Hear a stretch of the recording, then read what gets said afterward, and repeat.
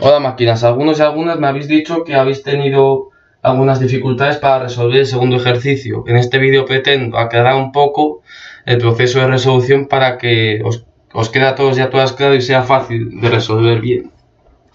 El primer concepto que vamos a aclarar es que una palanca siempre es una barra que está dividida en dos partes, el brazo de la potencia y el brazo de la resistencia. El punto que os separa es el fulcro, el punto de apoyo. Pero para resolver el problema es algo que no es importante, es un concepto que tenéis que entender para saber cómo funciona una palanca bien. El brazo de la potencia es la parte de la barra que transmite la fuerza que yo hago. El brazo de la resistencia es la parte que transmite la fuerza de la resistencia. La gracia de esto es que, por ejemplo, en un cascanueces que tiene una barra de potencia muy larga y una barra de resistencia muy corta, tengo que aplicar una fuerza mucho menor para conseguir el resultado que deseo. Bien. Aclarar este concepto, vamos a hablar de la resistencia y la potencia, que ambas parten de la misma fórmula, la masa por la aceleración. Que la aceleración, siempre que en un problema estemos en el planeta Tierra, es una constante, 9,8 metros por segundo al cuadrado. O sea, entender que esto es importante, que incluso sin un problema no nos diesen la aceleración, sería 9,8. La masa, eso nos lo tienen que dar, o lo podríamos calcular si tenemos este dato y este dato es despejando. La potencia es la fuerza que yo aplico para conseguir un objetivo, partir una nuez, cortar un papel, y la resistencia es para conseguir el objetivo que quiero yo, la fuerza que voy a tener que aplicar, es decir, la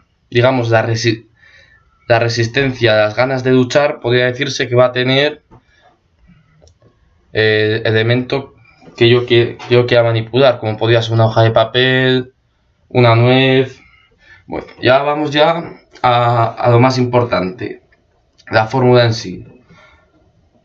En las palancas siempre la potencia tiene que ser igual a la resistencia, pero como hemos hablado antes de los brazos de potencia y de resistencia y el sentido que podían tener, la fórmula completa y la que tenéis que aplicar para resolver los ejercicios que os pidan esta igualdad es esta: potencia por brazo de la potencia igual a resistencia por brazo de la resistencia.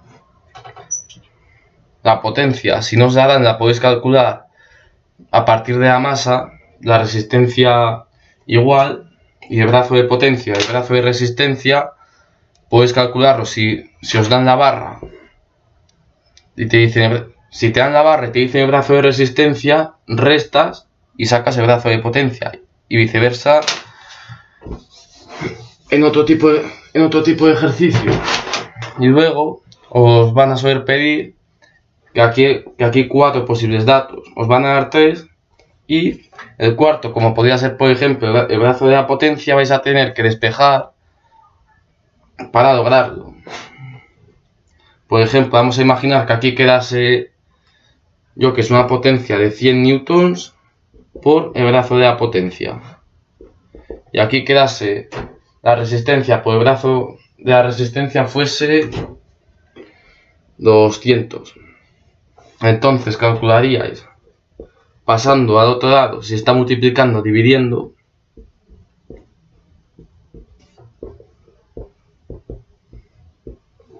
esto es lo que más os van a pedir. De esos 4 datos, sacar 3. También aclarar que en el segundo ejercicio tenéis todos los datos que serían necesarios para resolver un problema, con el fin de que tengáis en mente todos los datos que os van a poder jugar.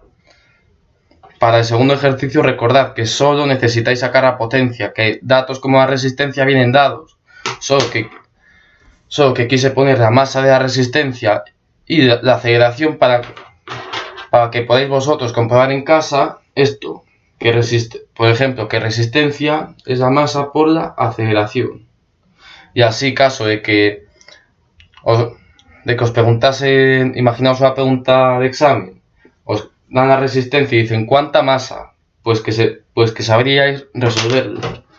Y bueno, máquinas, espero que os haya quedado claro y si tenéis alguna duda, contactadme.